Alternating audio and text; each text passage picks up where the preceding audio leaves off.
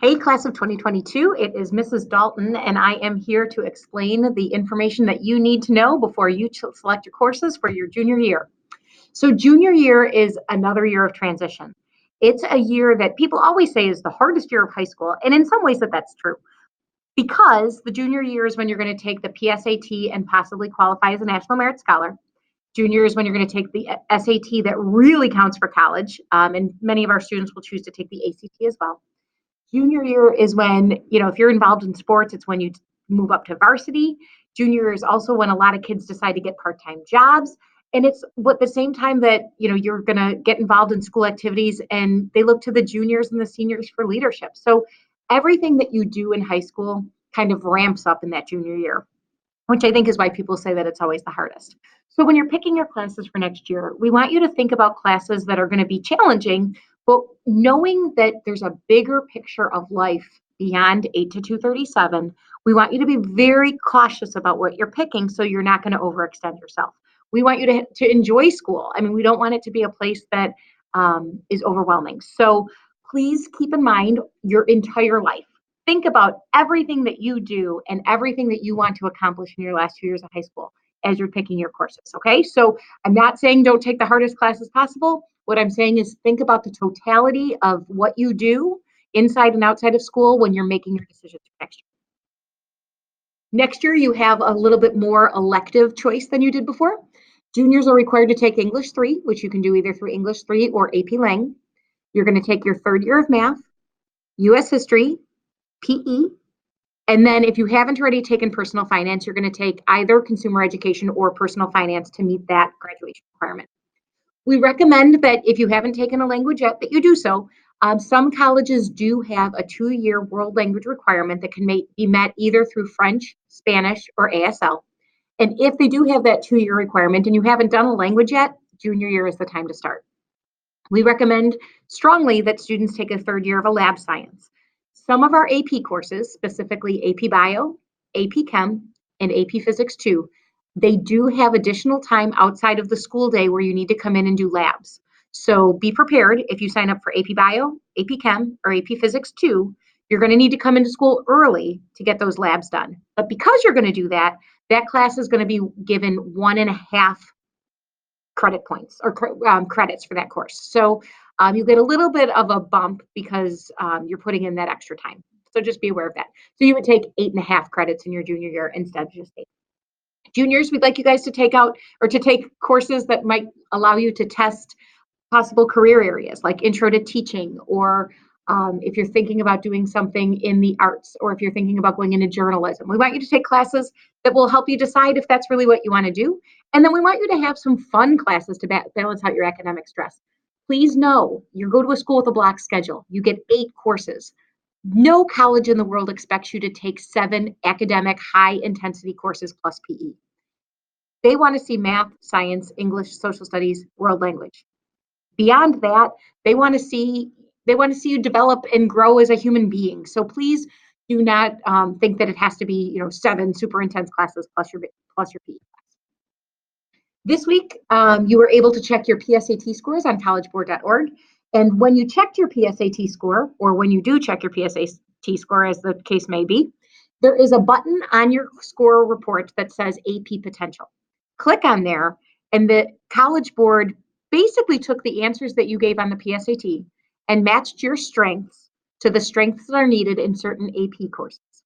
So if you showed a strong sense of social sciences, AP Potential might tell you it's a good idea to take AP US History or AP Psychology or AP World History. These recommendations are from the College Board. It's not anybody who knows you, so take it with a grain of salt. If they recommend a course that you're not interested in, don't pay attention to it. If they recommended a course that you never considered, but hey, that sounds like a good idea, then it's a success. So there's a bunch of new courses for 2020, 2021. I just looked at the screen and I've got the wrong date. One of those is AP Computer Science Principles. I'm going to email this presentation to you. And when you get it, take a look at this YouTube video about what AP Computer Science Principles is all about. If the title of it makes you sweat a little bit because you're not a computer science person, please know this isn't a programming class. It's more like the applications of computers and technology. It's a course that is kind of new to the AP program, but it's really hands-on. It's very experiential. It's a very cool class. So think about that one. Another new course that we're going to offer next year is AP Seminar. AP Seminar is, again, a really cool course because it doesn't belong to any one specific department.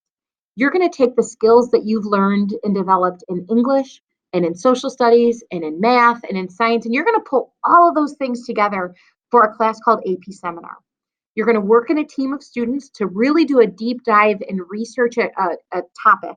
And you're going to present that in person well, you're actually going to record it.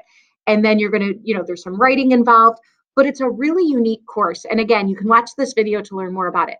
If you take AP Seminar in the junior year and then take AP Research in your senior year, and you get credit in both of those courses, the College Board will issue you an AP Capstone Diploma, which really means nothing, but it is kind of cool.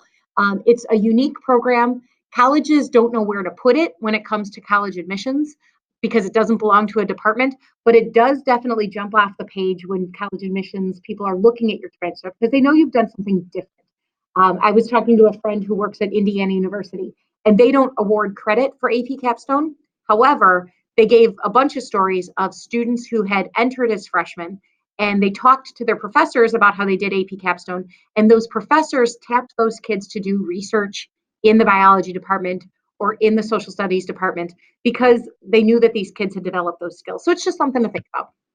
Other new courses, one semester course called Guitar 2. ASL 4 is a new course, but that probably wouldn't apply to you. We've got a new course in English called Truth and Lies, Civilization and Savagery in British Literature. That one sounds really cool. And then there's new Wilco programs in aviation mechanics, which is going to be taught at Lewis University. And there's such a huge need for aviation mechanics that they have created a pipeline that would take you from your junior and senior year in high school all the way through a bachelor's degree, and you can get a job out of that program making like $80,000 a year. It's crazy. There's such a high demand. Other new Wilco programs are building trades, business logistics, Cisco networking, and medical assisting. One quick thing about the business logistics, this is a program that's going to help you learn how to manage truck deliveries, train deliveries, kind of like imagine you were working for Amazon and you were going to be in charge of how to most efficiently get Amazon products into the warehouses and out of the warehouses. That's what these people do. Business logistics is it's logical, hence logistics.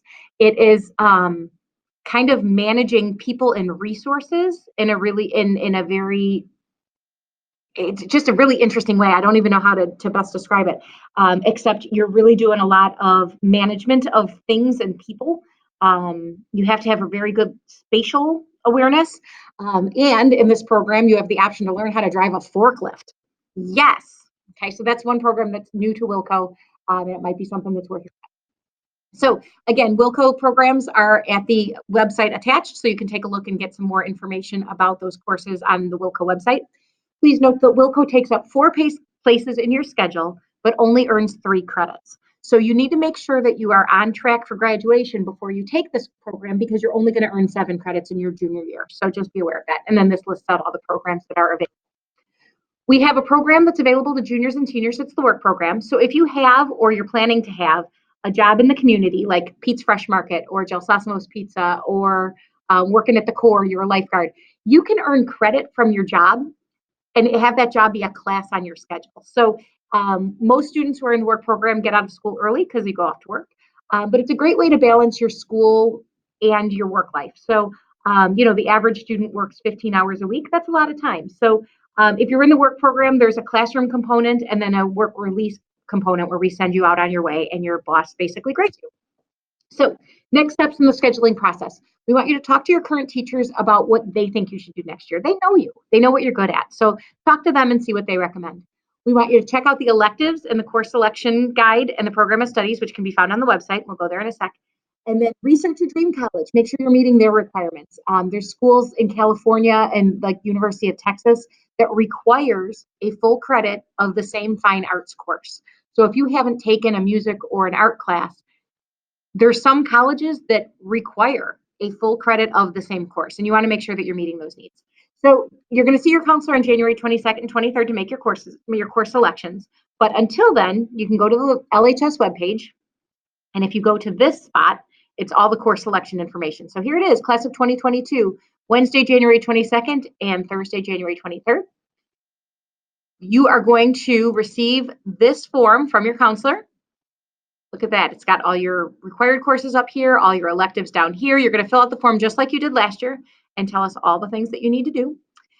If you chose not to take driver's ed this year, but you're going to take it next year, you just write that in on those blanks so that way you're ready for everything.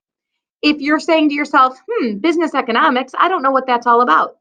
To find out, you're going to go to Program of Studies, into the current Program of Studies, and then you're going to scroll down here to the Career and Technical Education Department, and you're going to scroll down and find, my apologies. Scroll down and look at there. There's business economics. It's open to sophomores, juniors, and seniors. You get a half credit, and then here is the description for that course. So you can get all the information that you need right there. So if you need information about NCAA, what courses are accepted by the NCAA, you can find that there. All the different departments are available. So that should be all the information that you need for picking your classes for junior year. It's so exciting, isn't it? I hope you guys have a very great month as you prepare for picking your courses. If you have any questions at all, please see your counselor or don't hesitate to stop me in the hallway and ask me anything. I miss being able to talk to kids about picking courses. So please feel free to ask any questions, and we will see you guys soon.